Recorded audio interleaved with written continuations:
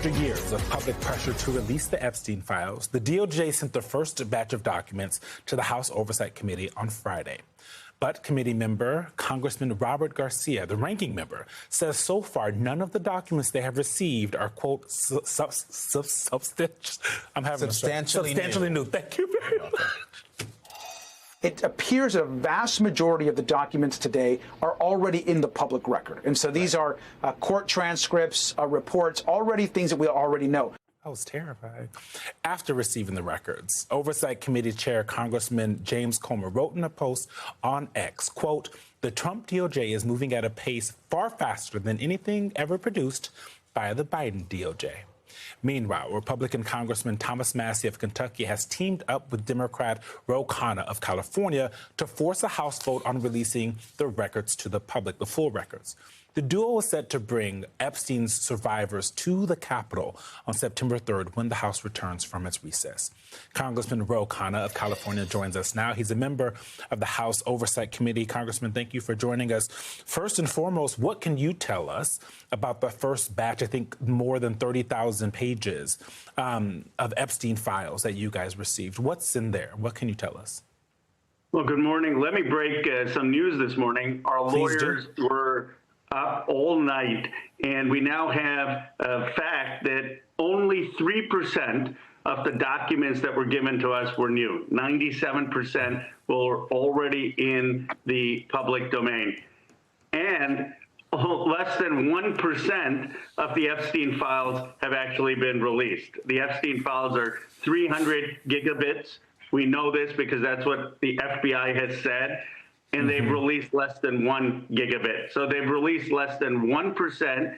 And of the less than 1% they've released, 97% is still in the public record. Bottom line, they're stonewalling and not releasing things.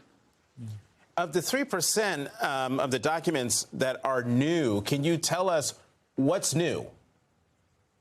There are some transcripts that related to the Maxwell prosecution. There is some evidence related to Epstein's death. Nothing that is sensational or adding significant information. What is not new, what is missing, is the central concern, which is who else was involved, who was on these flights, who engaged in illegal behavior and abuse of underage women.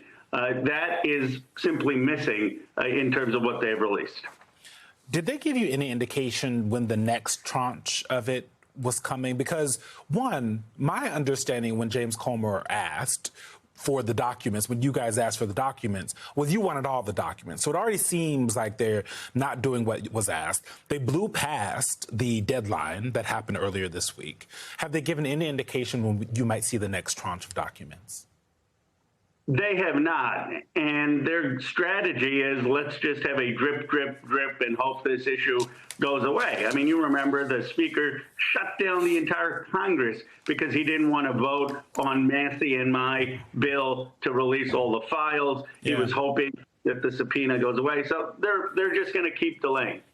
What we know about a drip, drip, drip is it just continues the issue. They are doing the exact opposite if they're trying to keep the information hidden from anybody. You know, Congressman, there's one of your colleagues, Republican colleagues, is tired of the drip, drip, drip and how much time this is taking, and that's Virginia Foxx of North Carolina. She believes this issue might be resolved before the House is forced to take a vote. I'm going to read what she said in this story. "I'd really like to see this resolved, if possible, before we get back."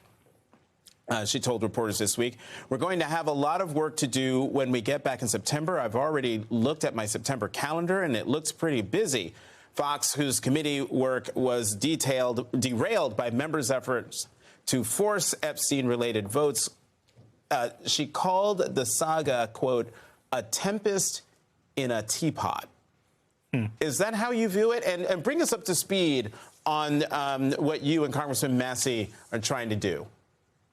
Language like that is just so disrespectful to the victims. The victims have been forgotten in this. I heard and was outraged, frankly, by Maxwell's testimony that somehow nothing was wrong. This is not a tempest in a teapot. This is hundreds of girls, underage girls who were abused or raped or assaulted.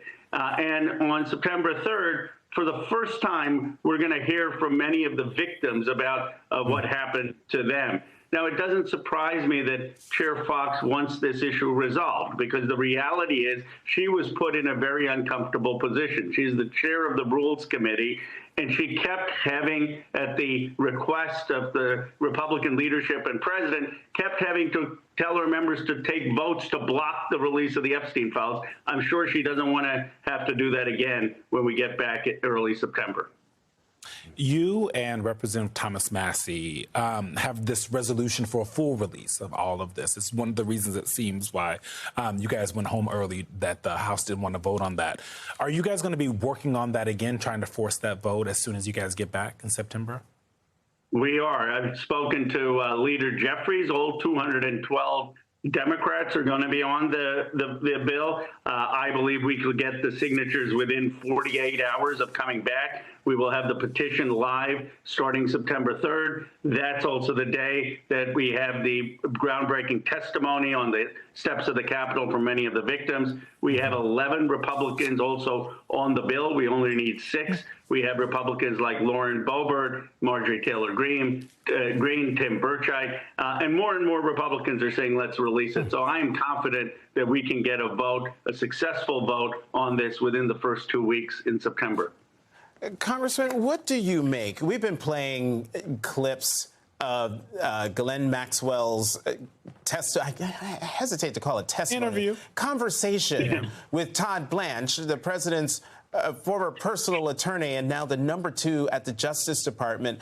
Just your reaction to what we've heard from her complimenting the president, to saying she doesn't know about the birthday book, to saying that, oh, there's no Epstein list, there's no black book.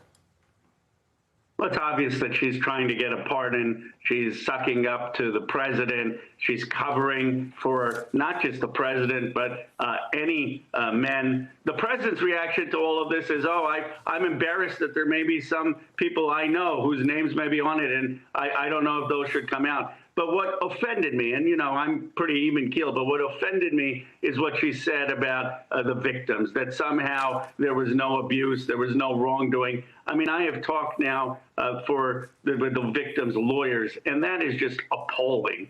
It is not centering the stories of people who have gone through horrendous trauma.